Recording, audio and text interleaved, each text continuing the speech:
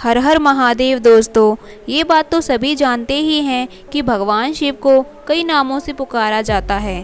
उन्हीं नामों में से एक है त्रिलोचन दोस्तों, जिसका अर्थ है तीन आँखों वाला, क्योंकि एकमात्र भोलेनाथ ही ऐसे देव हैं जिनकी तीन आँख हैं, इसलिए उन्हें त्रिलोचन भी कहा जाता है। मान्यता है कि भगवान अपने तीसरे नेत्र से सब कुछ जान सकते हैं, जो कि आम आँखों से नहीं देखा जा सकता।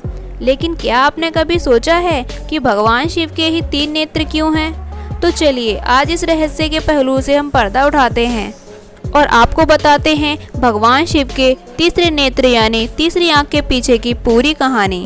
वैसे तो ये बात सभी जानते होंगे कि इस तीसरे नेत्र का इस्तेमाल शिव केवल क्रोध की अवस्था में ही करते हैं, पर ऐसा भी माना जाता है कि भगवान शिव ही तीनों लोकों पर नज़र रखते हैं।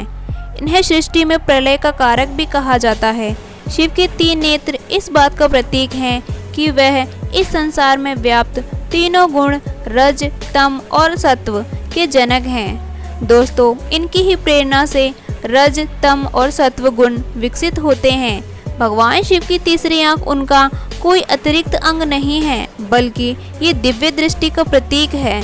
यह दृष्टि आत्मज्ञान के लिए बहुत ही ज़रूरी बताई जाती है। शिव जी के पास ऐसी दिव्य दृष्टि का होना कोई अचरज की बात नहीं है, क्योंकि महादेव की छवि उनकी तीसरी आँख को और भी ज़्यादा प्रभावशाली बनाती है।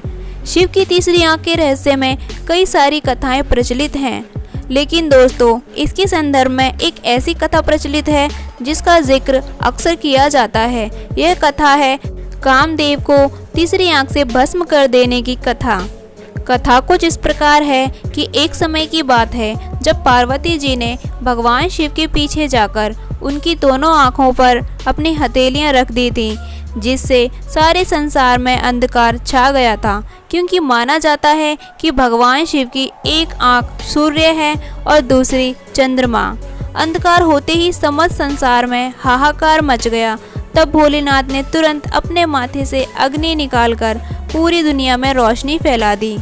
रोशनी इतनी तेज थी कि इससे पूरा हिमालय जलने लगा। यह देखकर माँ पार्वती घबरा गई और तुरंत अपनी हथेलियाँ शिव की आंखों से हटा दी। तब शिव ने मुस्कुराकर अपनी तीसरी आंख बंद की। शिव पुराण के अनुसार पार्वती जी को इससे पूर्व ये ज्ञान ही नहीं था कि शिव त्रिनेत्रधारी हैं।